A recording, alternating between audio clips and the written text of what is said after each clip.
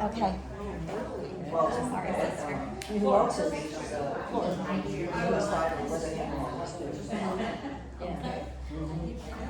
but now I gotta start volunteering as part of the. Well, because you're gonna go to schools and then you can work with kids and be doing, there's lots of different things. Yeah. Hello, everybody. Welcome. Thank you so much for attending Coffee and Conservation today. I'm Nicole Killian. I'm the founder of SUP Englewood, and I started this series to bring us together for the environment. So this series has really become something special, and it's building a community that cares deeply about our wildlife, water, and the future of our coastlines. So whether you've been with us since the beginning or this is your first time, thank you for showing up. I have a few quick housekeeping notes before we get started. Let's all take a minute to silence our cell phones. We want to be able to give our presenter our full attention. Huge thank you to Chris from the Dearborn Coffee House for helping to supply our refreshments today.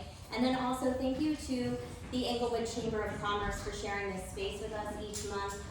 They've really been generous in allowing us a place to host these events. So just a reminder, Coffee and Conservation happens on the third Tuesday of every month at 9 a.m. If you haven't already, you can see the upcoming series on our website, supenglewood.com.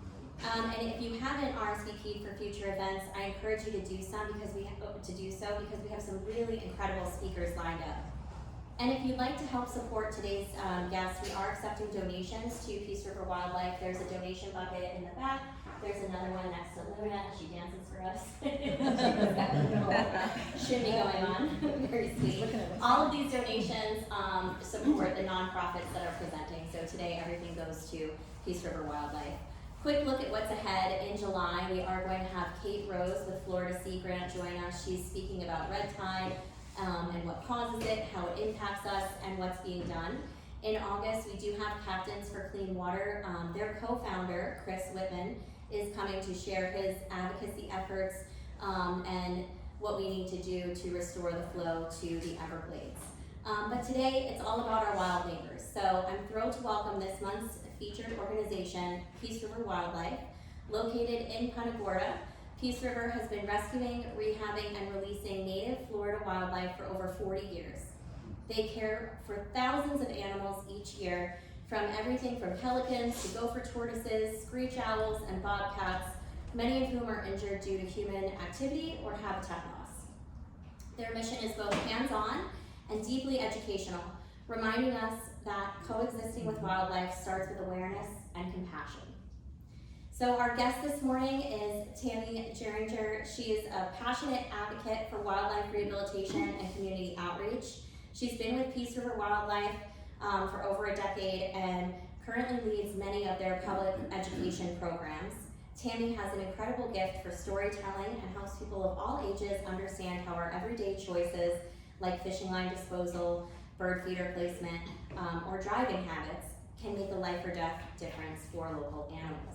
So today she's going to walk us through some of the most common wildlife conflicts in our area and what to do when we encounter an injured animal and how to create a safer space for wildlife in our neighborhood. So it's an absolute pleasure. So please join me in welcoming Tammy.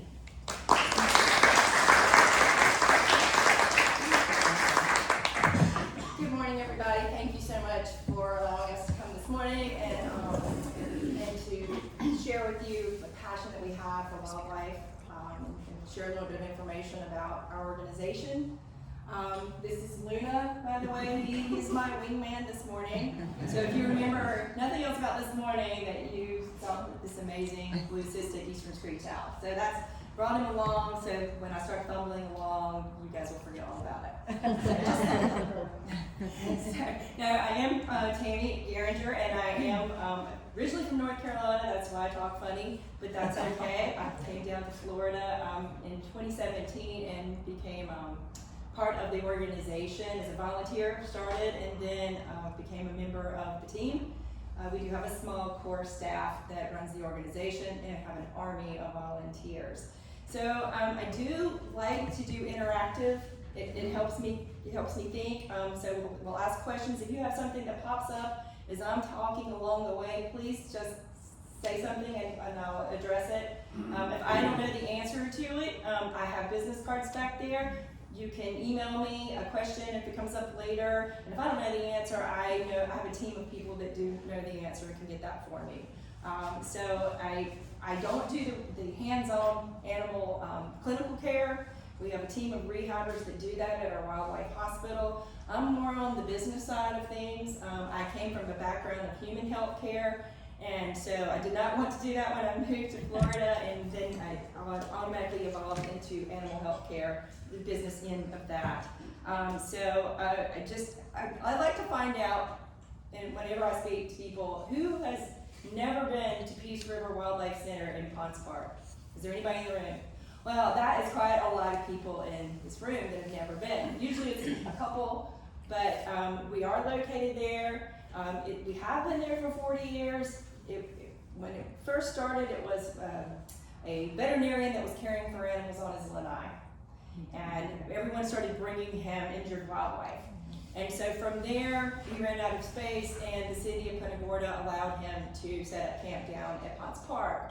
And then from there, the center kind of evolved. And if you walk down there, you'll kind of see that happened, the way the cages are kind of built out.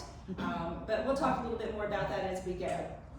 So just a little about what we do. We are licensed wildlife rehabilitators.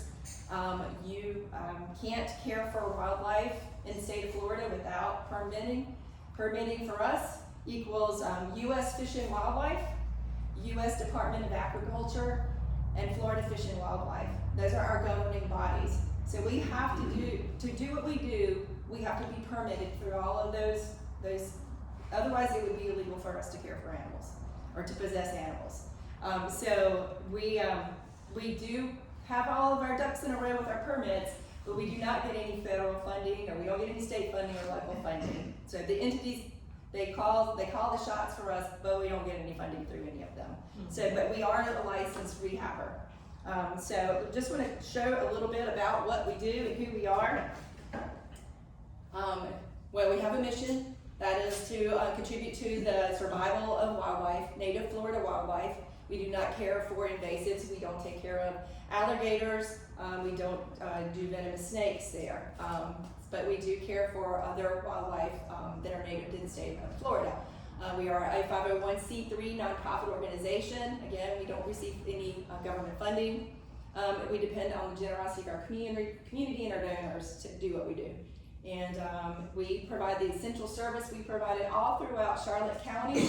We go into Lee County when necessary. We go into Sarasota County and DeSoto County whenever necessary to help to bring in injured animals in or release them back out into the wild. So we do branch quite a distance. There is another local wildlife center in Venice.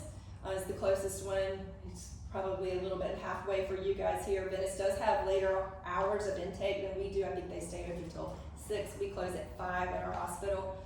So if you do have a wildlife emergency and it's after hours, you can either shelter the animal in place or you can take it to Venice.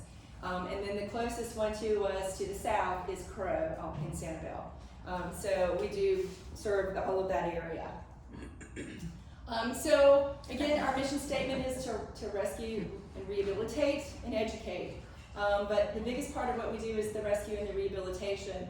This young raccoon was stuck and had his head stuck in a ravioli can. So I call this the ravioli raccoon. And this was an intake this year, so this is a recent animal that came into our hospital for care. So this is just a great picture to show you what can happen if someone doesn't put their garbage away, leaves food items in their garbage, and an animal can actually get themselves stuck in a bad way. Had this animal not been able to either get its head out on its own or have someone brought it to us, it would have starved to death. So which is a pretty terrible and cruel way to go.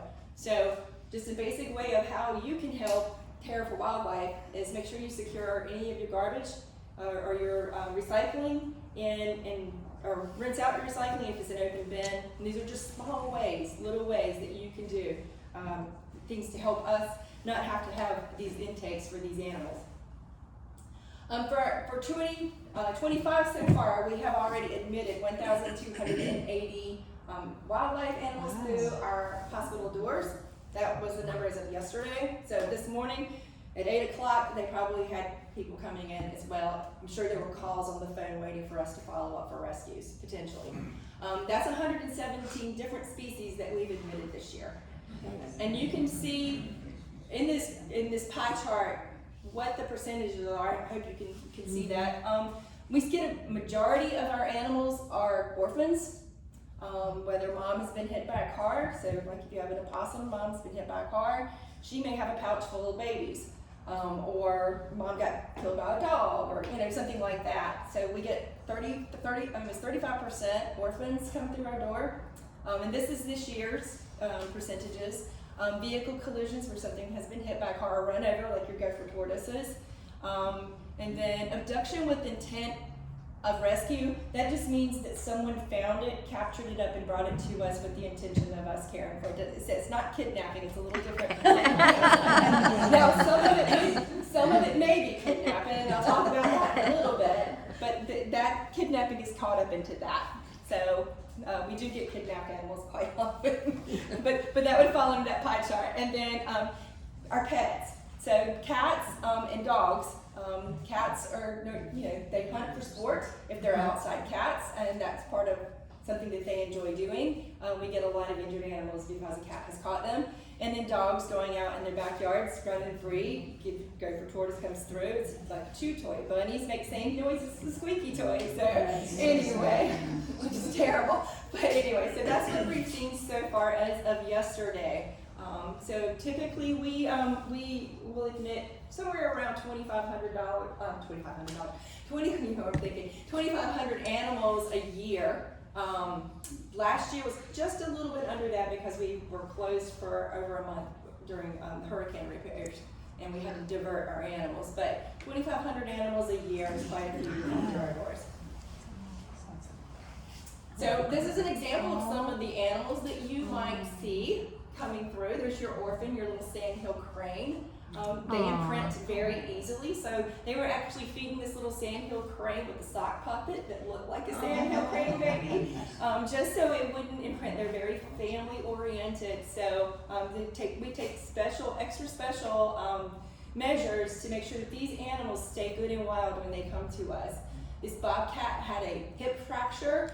We ended up being able to stabilize it, but as bobcats grow, we do not have the proper enclosures that we would be able to keep her, first of all, if she was non-releasable, and second of all, you have to have special permitting for those class mammals, those larger mammals.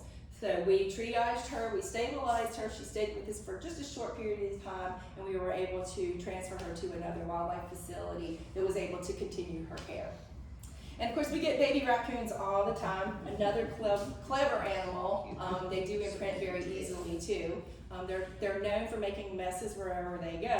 So yet another reason to secure your garbage in a raccoon-proof container, as well as the litter, your recycling or things like that, washing that out.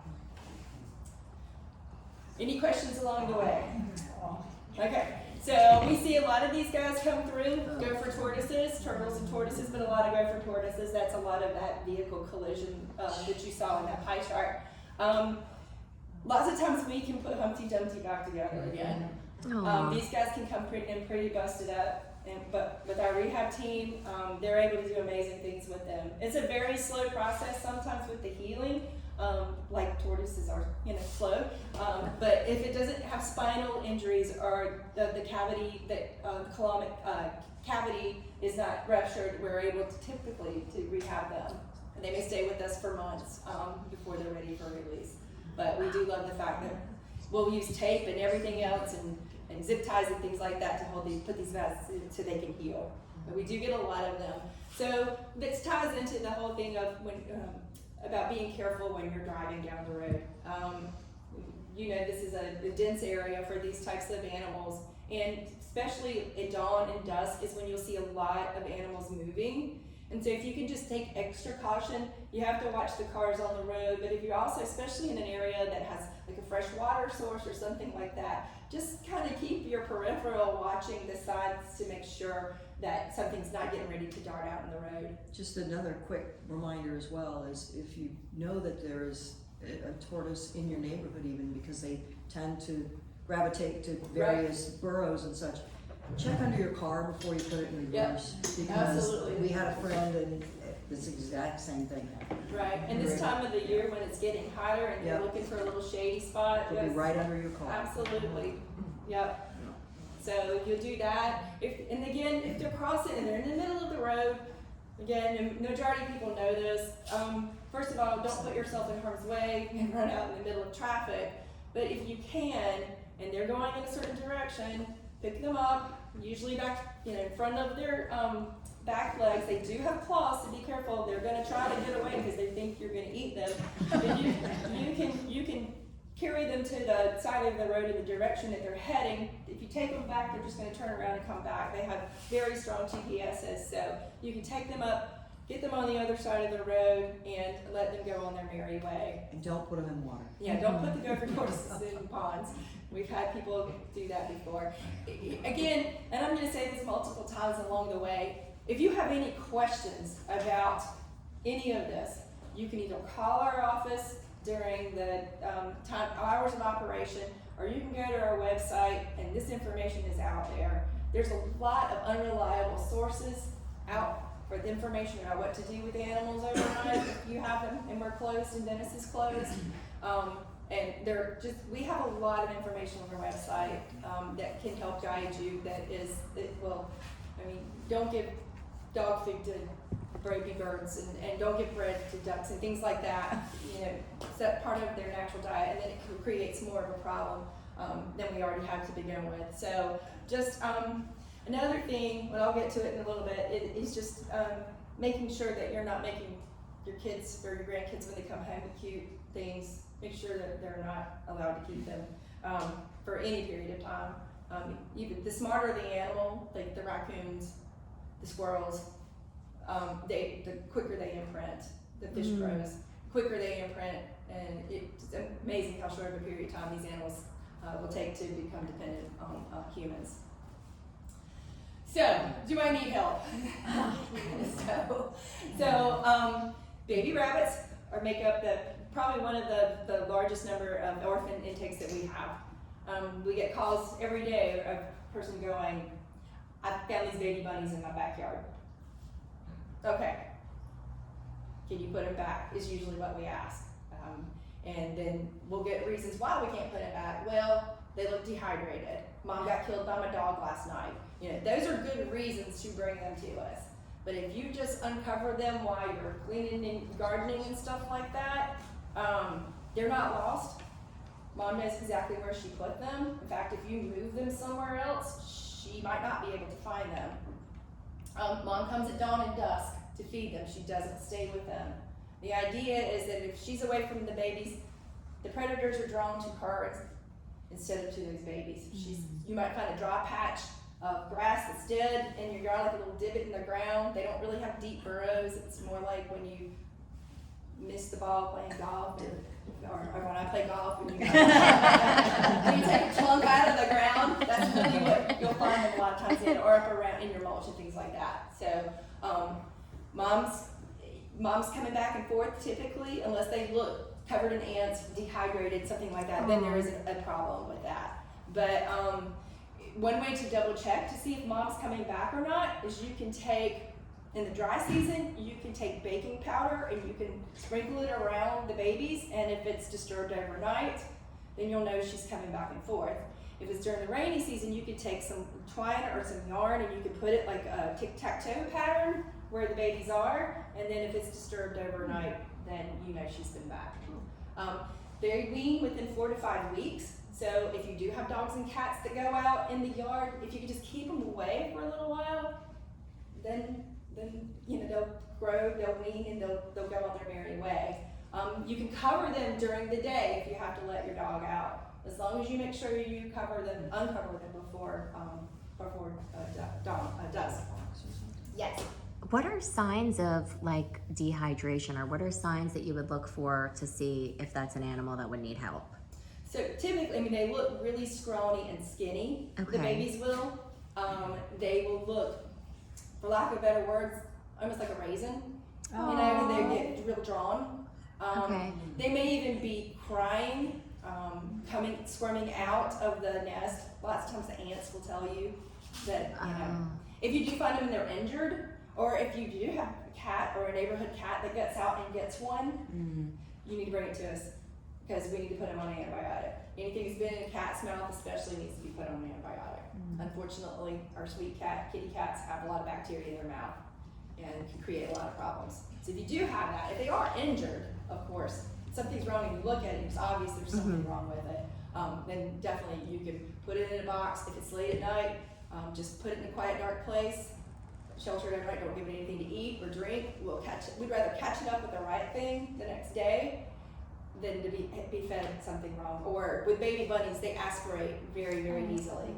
So if you're trying to even give them water, they will aspirate that into their lungs and they basically could drown or have other problems. So if you have questions though at any time, you can certainly call us and we'll walk you through all of this stuff too. We're happy to do that. If we can keep it out in the wild, if it's healthy, we prefer it not to be. The stress of capture for some of these animals alone, especially baby bunnies, is very hard on their bodies. People will mistake that for them being calm. They're not calm inside. Their little hearts are probably beating a million miles a minute. It's either for bunnies, it's freeze or flee. So if they're not running from you, they'll freeze, and that could really cause them. They could die from that stress. So we've had people to come into the office to give us animals that they're bringing to us, and it's great that they do.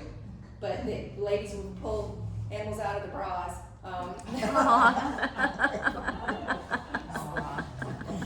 only is that a bad idea, the kind of people who are I understand that, but not only is that a bad idea, these animals also have fleas. Oh my God. You could get ringworm or other things from squirrels. We've had that happen too before, and it's just like, okay, thank you.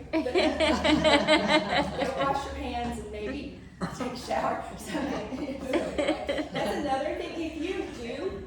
If you are wanting to be mindful about doing rescue and stuff for animals, you carry a pair of gloves in your car. Like if you wanted to pick something, even if it's the tortoises, carry gloves in your car, or hand wipes, a small box or a small pet carrier.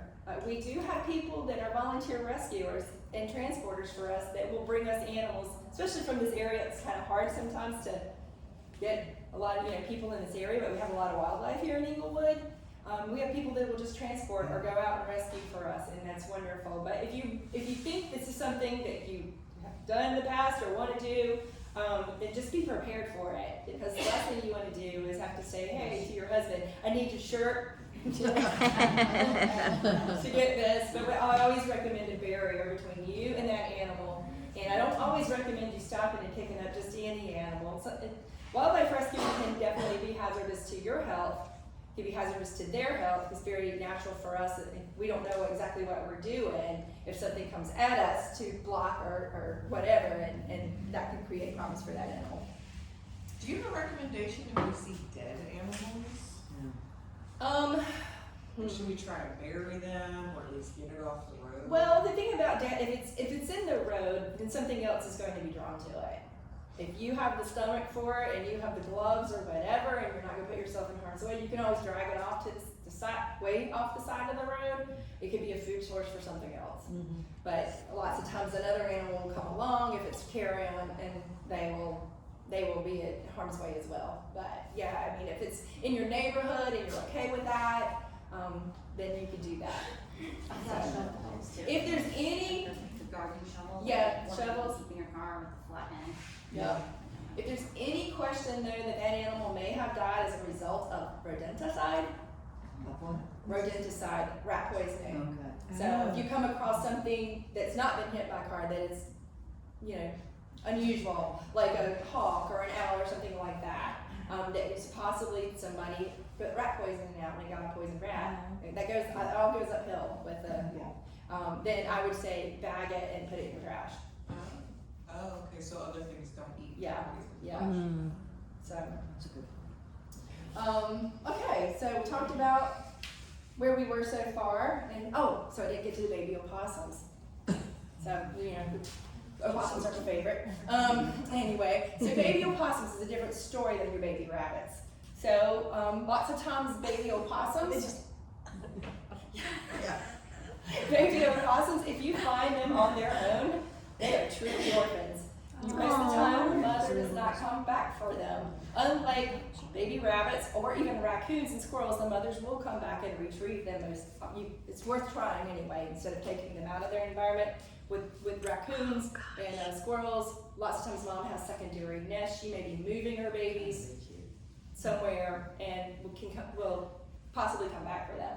The baby opossums, if you find one and he's from the base of his tail to the tip of his nose, less than 7 inches, right around a pound, they still may need some growing up to do. So if you find a little one like that on their own, bring them to us and we'll finish raising them up wild and crazy. Please don't make pets out of them, they're awfully cute. But unfortunately, we get animals that are non-releasable because they're surrendered pets. And opossum seems to be a very popular one with that. So, yep, if you have any questions though about it, or if it's kind of on the borderline, you can always bring it to us. We'll take a look at it. And if we go, oh, it's big enough to be on its own, then you can just take it back to where you found it. And let it go on its merry way. All right. So you guys can help us help wildlife. There's so many ways. This was just like a few. So fishing line is, we get a lot of pelicans come through our door. We get a lot of birds wrapped up in fishing line. That's a huge thing. So if you're fishermen or your grandkids are coming fishing or whatever, your kids, just make sure that they clear their gear. Take any line out. If they get hung up on something, try to get that up as much as possible. Just this past weekend down at Ponce Park, we had some people come to the education center and say, hey, there's a bird down here and it's all wrapped up in fishing line. Fortunately, our assistant curator was able to get it unwrapped and just let it back into the park, which was great. Oftentimes the fishing line is so wrapped so tightly that it's cut off circulation to a wing or something, and either if it's, we may have to even do a partial amputation. And that's why we have all the pelicans that we have that are non-releasable at our education center, was all because of fishing line entrapment. So that's a big one. If you see it, and it's not even your gear, but you see it, get it out. So keep your cats indoors. Domestic cats kill or injure hundreds of birds and small mammals each year. It keeps your cats safer too. And then supervise your dogs when they're in the yard, especially if they get really interested in something over in the corner. You might want to go check it out and make sure it's not chew toy, or live chew toy. Secure your trash. Use wildlife-proof bins. And give wildlife space. When you're out and you're taking pictures and things like that on the beach, you don't have to get that perfect shot. Or cameras now, you can zoom, you can crop, and all that kind of stuff. So give them more space, especially in nesting areas on the beaches. There's a lot of areas there that are marked off, and just if you've got kids and they're coming and they're going out on the beach, just discourage them from chasing after the birds and feeding the birds. Again, don't make pets out of wildlife. And then some fun ways that you can help wildlife too is plant native species flora, plants and stuff that draw in animals, bugs, all those things, natural nesting areas. Trim your trees outside of nesting or maternity times. So in the spring, you've got all your screech owls and things like that would be up in your palms and along those lines would be nesting. Potentially, and it's bat season, bat maternity season now. We're in the middle of that until the middle of August. So just be mindful when you're cleaning up and trimming your trees that you might have something living up in there. If you have rabbit nests that you know of in your yard and you have people that come and mow, just mark off the little area there and have people mow around it. And then they'll be gone hopefully within the next 4 or 5 weeks until they start having babies in your yard. Don't ever use rodenticide. I can't say that enough. We've seen, that's a sad, sad thing to see big hawks and eagles and owls that we suspect poisoned by rodenticide to where they don't come out of it quite often. And or glue traps. That's a terrible way to die. Even if you're a rat, it's cruel. And so, but we often get snakes, small songbirds get caught up in those, little screech owls get caught up in glue traps. And that's quite a process to get that off of them. So if you can avoid using those, that would be great. In areas that would be beneficial, you could install a bat house. And there's all kinds of good plans and things like that online if you wanted to do that, resources. So there's just things you can do in your own backyard to encourage wildlife, but don't feed them. We have people that have called in the past and we've got these sandhill cranes in our side yards that come over because we feed them hot dogs. It's like, that's awful.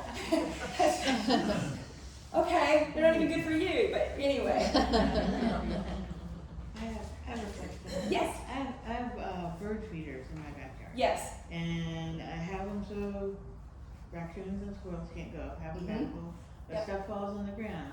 Right. And so this morning I saw like 4 little rats under there. Mm-hmm. So what can I do about that? No, Anything? when you're doing that, that's the unfortunate side of it. It draws in. It's not really much you can do about that. Okay. Just name them and go on.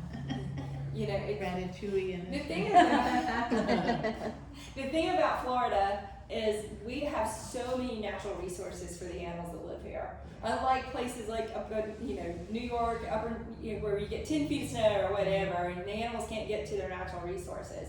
So we don't really have to fortify. I know the bird feeders are fun and great, but that is one of the problems that comes along with the bird feeder is the other things that it lures in. Okay. You know, that's I won't plant fruit trees in my yard simply because I know it's going to draw rats in. Right. Yeah, Okay. I mean they can't help it; they've got to eat too, So right? better just to plant the plants.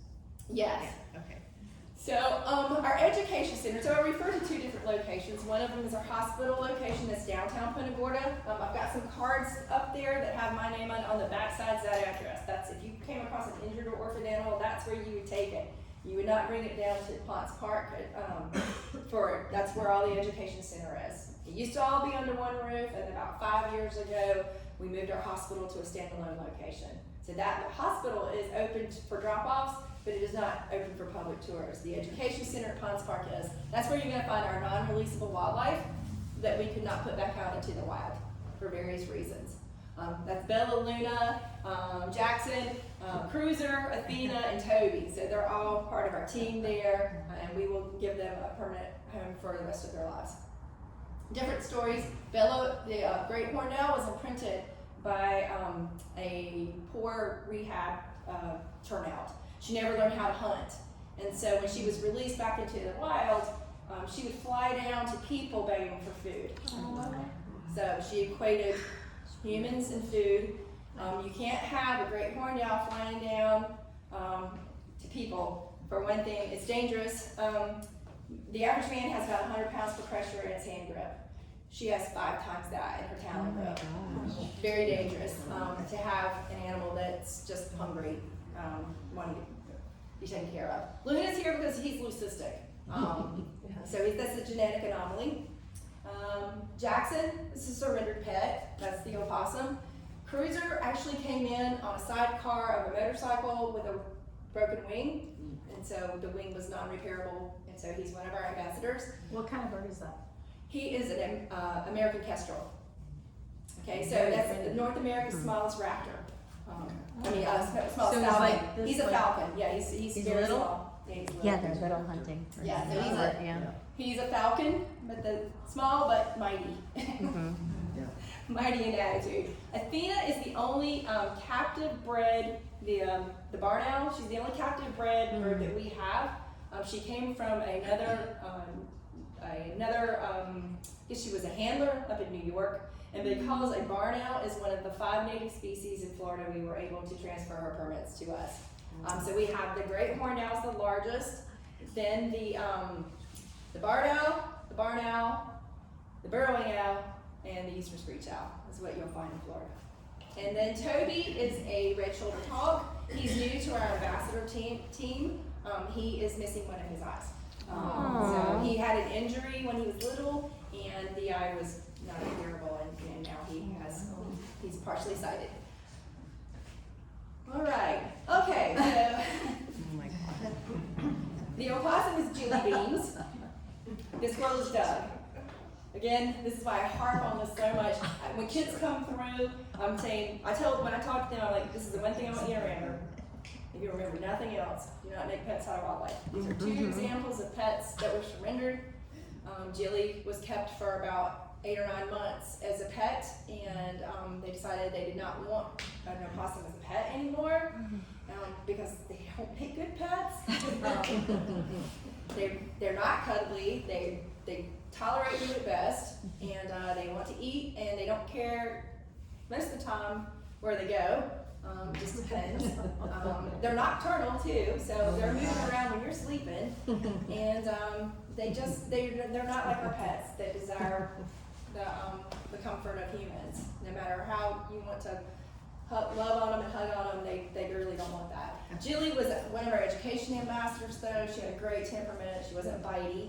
They have 50 teeth, and if they want to bite you, it's painful. But she had a very sweet little personality, and she made a great ambassador. Unfortunately, she's no longer with us. They have very short lifespans.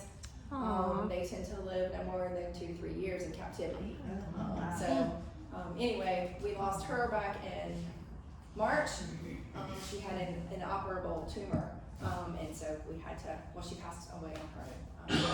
She's right at 3. Doug is a squirrel, and when squirrels get to the teenage kind of year, they get very bitey and scratchy, and nobody wanted to have that anymore, so they surrendered them to us. They're very smart though, they imprint easy, and last thing you want is a friendly squirrel running across a park and climbing up a lady's leg, begging for food. That could not be good. So Doug is with us now. He's also one of our permanent residents and ambassador, kind of in training. We do little programs with him. So this is what happened to us last year. This is what happened to everybody probably in this room. Last year was a pretty tough year with the back-to-back hurricanes. So this is what the education center looked like after Milton and Helene took a toll on us. We were closed for 4 months. We had to send a lot of our animals to other licensed wildlife facilities for that period of time. Some of us had them at home with them. I had the opossums at my house. My husband is a saint for not only evacuating with them across the state and staying in a hotel room with them for but anyhow, but for them living with us for 4 months, as well as our curator staff, they had animals living with them as well. But a lot of our animals did end up going to Bush Wildlife in Jupiter, Flamingo Gardens in Davie. We had some of our songbirds were vacationing in the Keys while we were doing this recovery. And then our pelicans were also in Flamingo Gardens. We just got our pelicans back because of all the repairs that we needed about a little over a month ago. So it took us a while. Things did not go back to where they were. So those of you who have been there before, if you go back now, it looks a little different. We had to tear down both of our gift shop building and our office building, and we brought in temporary trailers because we are not staying there. The plan wasn't to stay there anyway. We are moving on to a much nicer, larger, and higher location on Henry Street. We've already brought in 9 feet of dirt just to build up the elevation. Ponce Park is beautiful, but it's right there on the harbor, and it's dangerous now. Every time I look at the harbor, I just want to get away from it because I saw how high the waters came in. We flooded both times, and it was tragic. So this will still be in downtown Punta Gorda though? This will be near Fisherman's Village, if everybody's familiar with that is. It's right around the corner from there, and the Visual Arts Center, Military Heritage Museum is built that runs parallel to this. So this is on Henry Street, if you know where the dog park is. Okay, that's the location where this is being built. We have already, the city, and as we agreed to do a new parking lot there. The parking lot, we built it, but it belongs to the city. The city has reimbursed us for the parking lot, but it is a city parking lot. We'll share that with the dog park. And then this is under construction. We are getting ready to be submitting our building permits, and target is to begin the construction of the buildings in August, and we will be done by May. And we will be moving everyone from Ponce Park into this location. This is almost 4 times the footprint we're on now. We'll be able to, animals that need permanent homes, will, instead of having to find other places to transfer them to, unless we don't have the permitting for them like the larger mammals, we will be able to provide them permanent housing. We also have a dedicated education center where we can do programs, speaker series, events, and things along those lines. So this is what we're looking at as far as the grounds. Wow. There's our dirt. And anybody that says dirt, uses the expression dirt cheap is never paid for dirt beforehand. So there's the new parking lot that we do share with Dog Park there, and whoever wants to. That's his way of telling me to move it along. And you can see the grounds. We also have a maintenance and care center and the habitats. And it'll be a place where people can come and spend the day. Instead of being able to do a quick walk through and be done in an hour, you'll want to plan to spend a day with us. So we're very excited about that, and it'll be good things to come. You can become a part of it too by being part of our capital campaign. We have brick fundraisers, we have habitat naming, we have building naming. We would take a tree and name it if somebody wants to name it. So all kinds of naming opportunities to help us build the center, and also it can be part of you're part of this community too, and you can become a part of it also. They like you enough, they can be in your office. Yeah, you can name my office. wait, what's an office?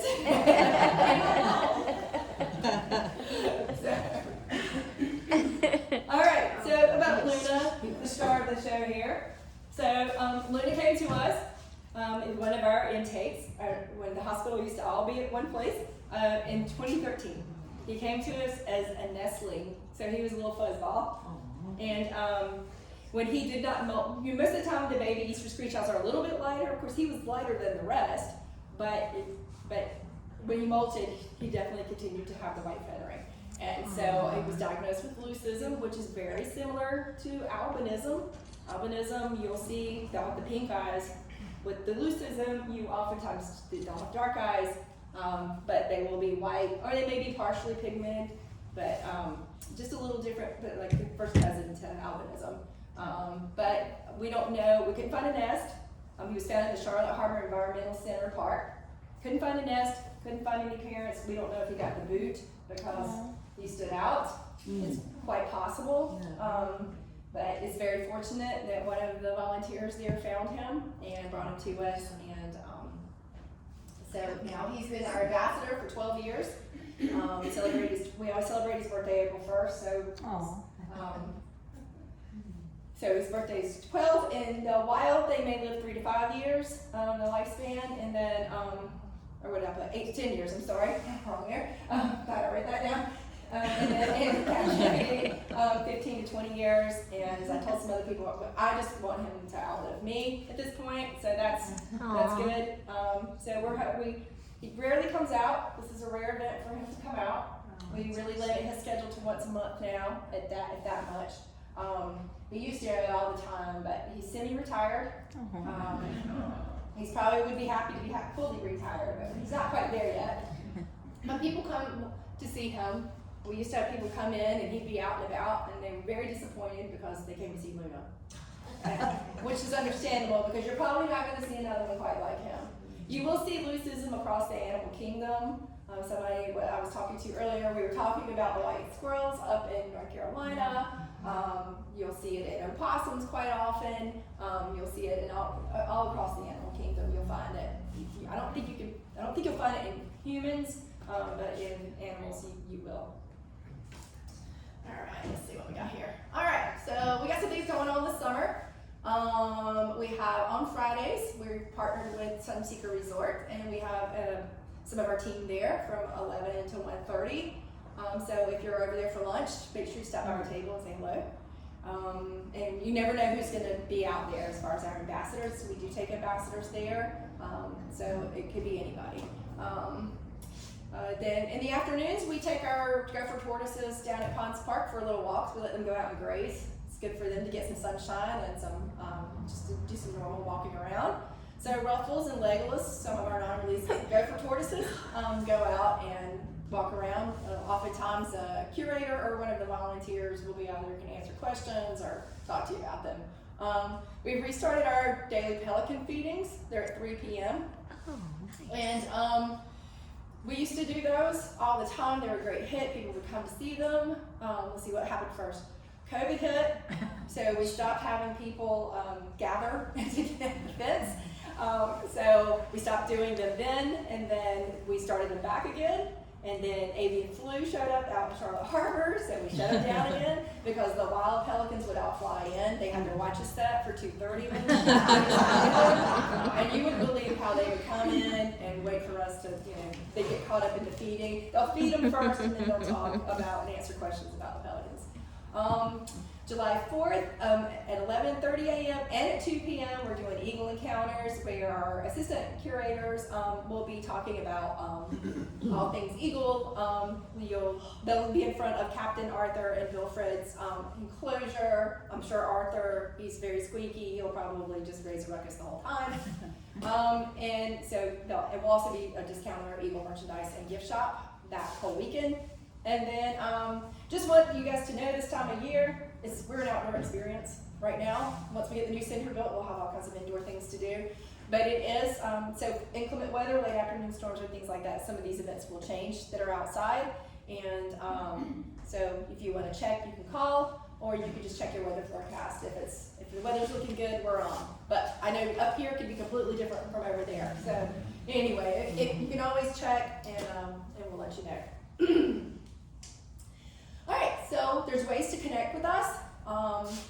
You can go to our website, great resource, all kinds of information there. You can shop our gift shop. We do have an online gift shop too, and some things that you can't get at our on-site gift shop there.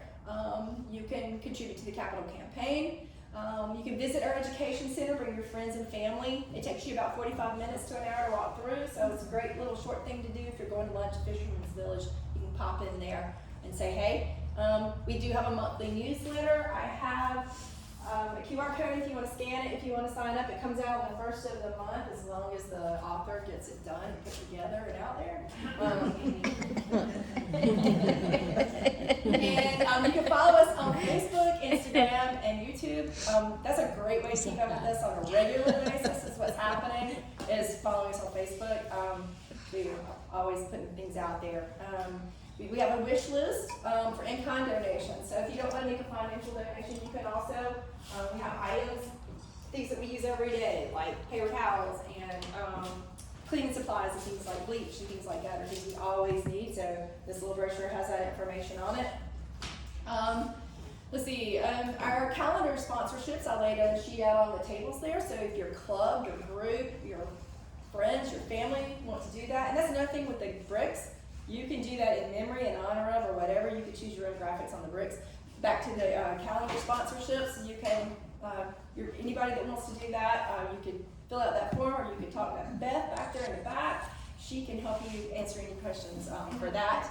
And any upcoming event sponsorships, she's also the person to talk to as well. Beth Montino, our development director in the back, folks. She's here to make sure I behave. Yes. Oh, I thought that's why you were here. Can you give us an idea of what does it cost to take care of all of these animals every year? Just so we all have a loose idea. Yeah, so I think we spent about $110,000 just on food alone last year. Yeah, we're very fortunate. We have some partnerships with some organizations, like we get a Publix drop off maybe once a week. Earth Origins is great. They save all their produce and things like that for us. So that has really helped our cost with those items. So we have some partnerships with the local community in terms of like corporations, whether it be Publix or a little bit. I mean, but yes, absolutely, and it makes a huge difference for us. Because the weeks that we don't have it come in, we're like, oh, I guess somebody's gonna have to go to the store. People can bring us, like if they bought cat food for finicky, and the cat's finicky and doesn't want to eat it, we will take open bags of food as long as it's not expired. Things like that. So people will contribute cans of dog food or cat food and things like we will use those items. So that's really helpful. We have an Amazon wish list too. So you can go and you can shop our Amazon wish list. And we put stuff out from time to time with links, information when we have special needs on Facebook and Instagram, like big items. Like sometimes after the storm, we needed refrigerators and freezers because ours got ruined. So that's again another way that people will help us out. Sometimes the business will donate something like that. We have businesses that will donate their time to us, like tree trimming and things like that. So all of those types of partnerships are fantastic for us, the in-kind, the goods, and things like that. Four Seasons has done our air conditions for us for years, so they've been amazing. Yes. I have a animal behavior question. Yeah. Eastern screech owl. Okay. We have a nest in a box that we put out. Oh, cool. And this is the 4th year in a row that it's been occupied. And pretty much like clockwork, sunset, fly out. Right. This year, this guy, I think, has a double life. So he disappeared for a while, and then he just came back. Does he have another family somewhere?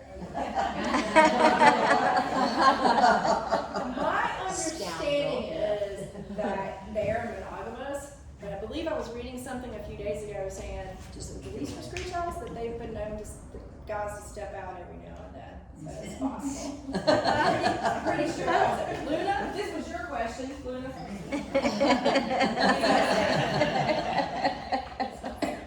I'm trying to think what it was the Easter screech I was reading about, and that was, I'm trying to remember now. I don't want to misspeak, but it's possible. Or she just get grapey and he just takes takes off his arm. Weird time. There's head. Yeah, TV. I don't like to put it in the bed. Yeah. I do it every now and then anyway. More questions? If you scan that QR code, it takes you to our website. So, that will put you where you need to go to get started. I don't think I have anything else. I think that was my last slide. Yeah, that's my last slide. So, happy to answer questions I can. That's a good question, though. I'm going to go back and see if I can find that article I was reading and see if it was the Easter screech owl. So, you grab one of my cards back there, email me your information, and I'll see if I can get an answer for you. Yes? Is it true that it's illegal to have bird feathers? It is. It is. They are protected also under the Migratory Bird Act, unless it's domestic birds like ducks and things like that. Those are not illegal. But yeah, that all falls under their. And that happened because some of the birds almost got completely wiped out because of the bird feather industry. Back when ladies used to wear the bird feathers in their hats and all that. So that's when the Migratory Bird Act. So you have to have you're supposed to have a permit to have that as well as the animals themselves. Like picking one up off the ground at the beach.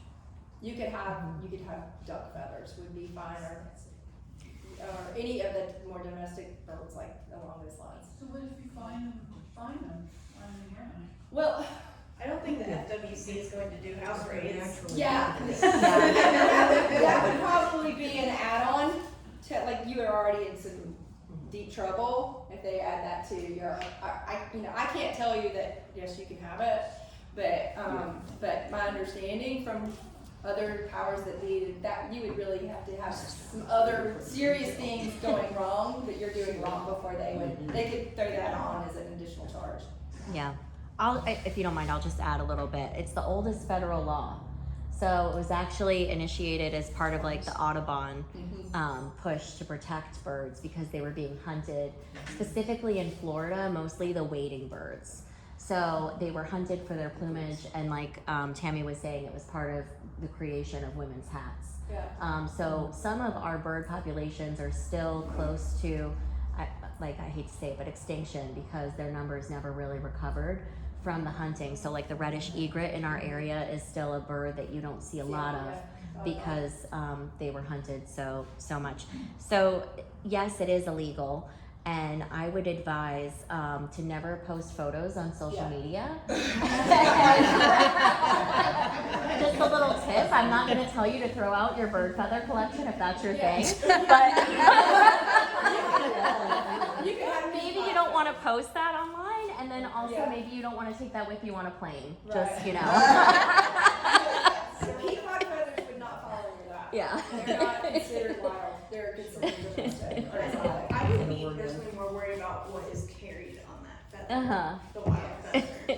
The mites or whatever. And things like that, yes. Several years ago in the Rotary Art Show that we do every year, we had an artist who used bird feathers for the art design, and she said that they were naturally gathered, and she had permission to use them. She made artwork out of feathers. Just sharing that with you. Yeah, I don't know how she came by that, but She must have I- got some sort of Somehow. was she variance. Native American? Because I know there are different rules. There's an for- exception. And I don't know the answer, I don't recall. Yeah, because There is an exception. that's part of that as well. But yeah, we've had volunteers that would like hand them to kids and I'd be like, you can't do that. Please don't. We can use them ourselves because we're permitted. We have the permission to do that. We use it in an education purpose though. If you come by our tables, sometimes our prop tables will have different bird feathers with a QR code where you can learn about the bird themselves. But yeah. And another question, do people ever bring you skunks? Yeah, no. Yes, we do. When was the last time you Most of the saw time they call and want us to pick them up. Which is understandable. But you can always tell when a skunk's in the house. You open the door at the hospital and you know that. Wow. We used to drive by here on 776, which was 775 back in the day, and you would smell skunk right by the fire department all the time. I couldn't tell you when the last time I saw a skunk. Or quail. We had one at Don Pedro recently. Yeah, we Cool. could tell. You don't get a lot of them. No. You don't get a lot of them though. Yeah. Armadillos, raccoons, foxhorns. Yeah. Yes, ma'am. Do you have any, well, if you get baby skunks at all, do you take care of them, or do they go to like Skunk Haven or one of these other? I think they rehab them until they're ready for release. Okay, cause Yeah, we don't get a lot. I've had skunks for a lot of years, and I have one right now, and I have the permit for it. And, I don't know where to get skunks anymore. They used to captive breed them, Yeah. but, I don't think they're that many. Yeah, and it is for mammals, it is against the law to possess a mammal without a permit, the wild caught one. So that is, people that keep them as pets are actually breaking the law without permitting. You shared the pie chart about the number of animals.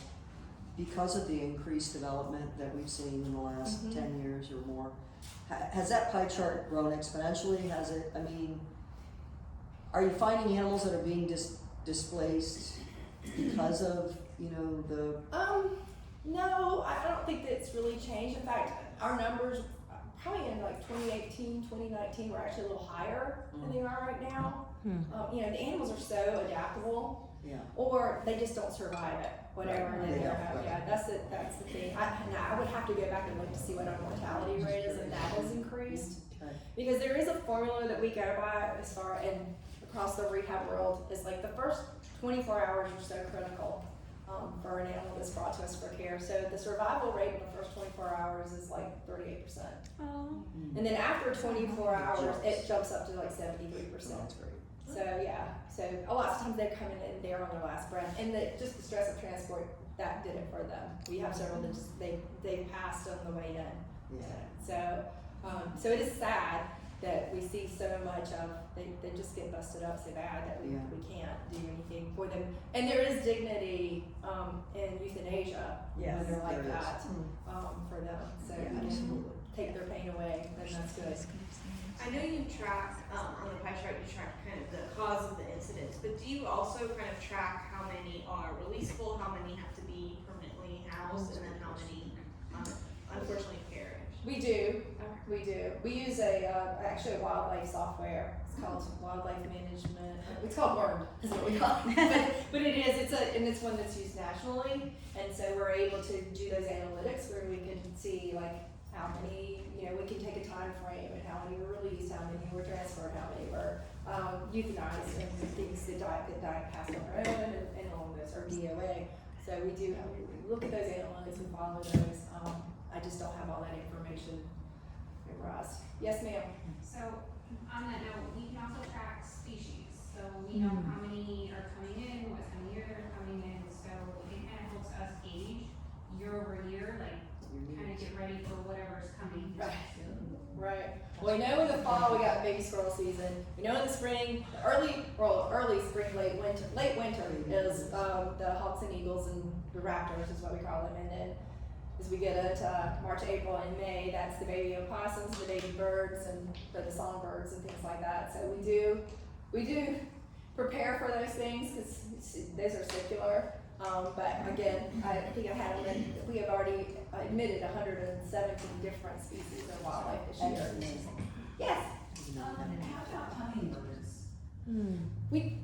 I've been there since 2017. I know one that's come through. So I don't know if they're just not as common here or why, or they're just avoiding humans and do well. But that we only had one that I know of that it came through. So. Well, I think we're gonna wrap it up. I think we're about done. You did very well. Thank Not you. liking the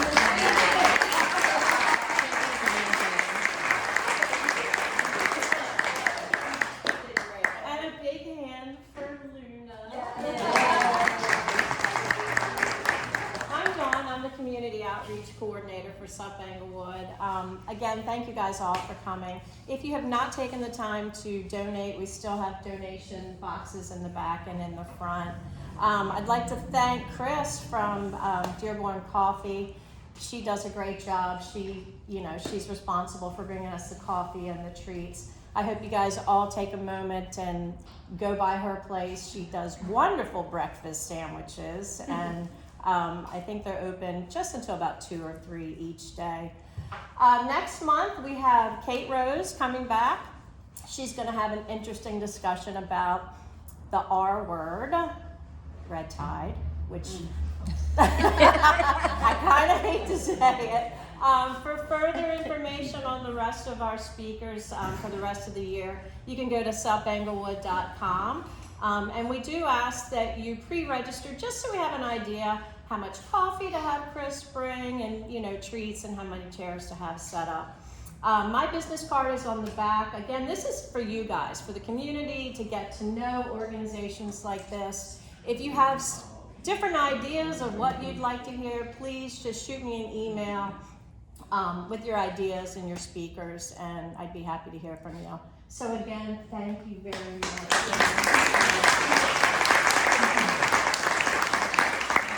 If you want to get pictures of Luna or anything like that, please feel free to. Just please turn your flash off and please don't try to touch it.